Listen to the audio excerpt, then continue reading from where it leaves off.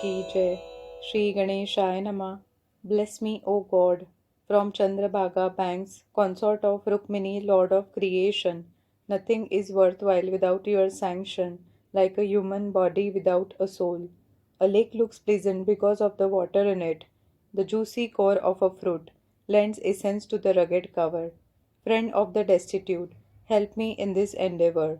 In the last chapter, we read how the scent left abruptly.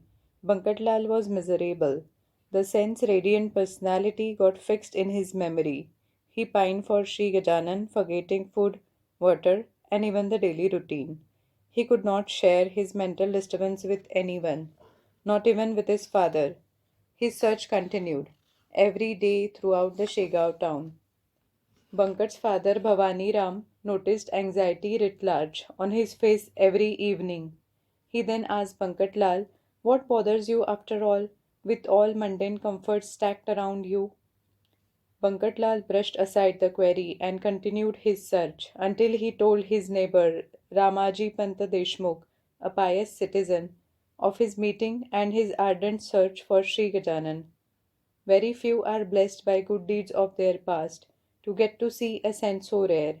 Go, search him out, and take me to him. His sight I too desire. Days rolled by. A religious kirtankar, Govindabua Takarikar, visited Shegav Shiv Mandir. Devotees from far and near assembled there, pious songs to hear. Bankat and his tailor friend Pitambar were in the congregation where accidentally they saw Sri Gajanan. They were delighted, as when a miser strikes gold, or a peacock at the sight of a rain cloud. They approached the saint. Bowing to him, they said, "Do you want anything to eat?" "Yes, some bhakri and soon from the gardener's house would be a great treat." From the gardener, they brought him bhakri and seasoned chickpea floored soon. "Get me some water in this pitcher from that stream near." "No, no, the flow there is polluted. I'll get you some fresh from the reservoir." "No, dip the pitcher in the flow. Don't fill it by hand. Is it clear?" After the discussions, Pitambar was at the stream. There was no place for the pitcher to dip. Yet, when it touched the surface of the river, a hole formed in the riverbed, and fresh water gushed into the pitcher. It was a miracle. He tried it again and was surprised to see that when the pitcher touched the stream, water turned utterly clean. He did then realize that this was because of the saint's blessing. The saint sipped the offering. The food was great and the water clear. "Get me supari as a mouth freshener." Bankat gave him the nut and a coin. The coin he returned, saying, "I am not a businessman. I honor only devotion.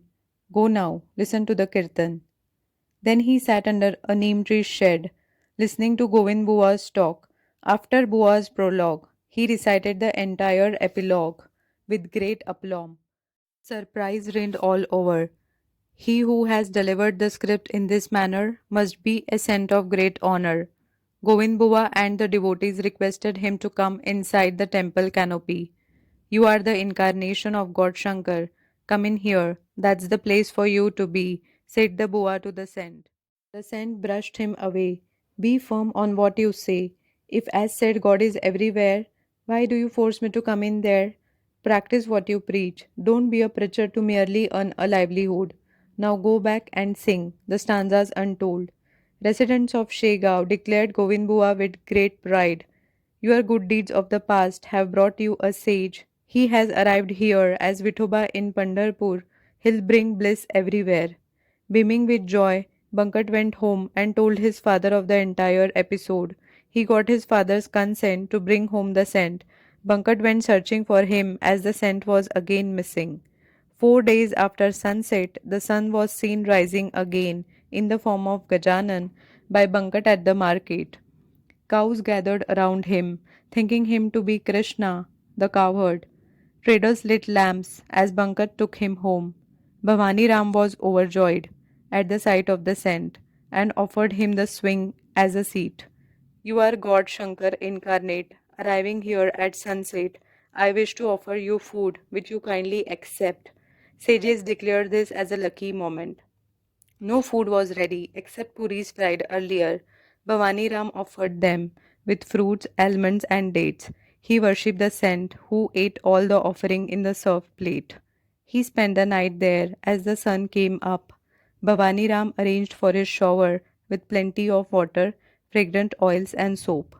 He was draped in a yellow silk robe and offered a seat and flowers. He was decorated with garland, sandalwood paste, and was offered fruits for breakfast. The gathering at door was great. As for Krishna at Dwarka Bait, it was Monday, God Shankar's day.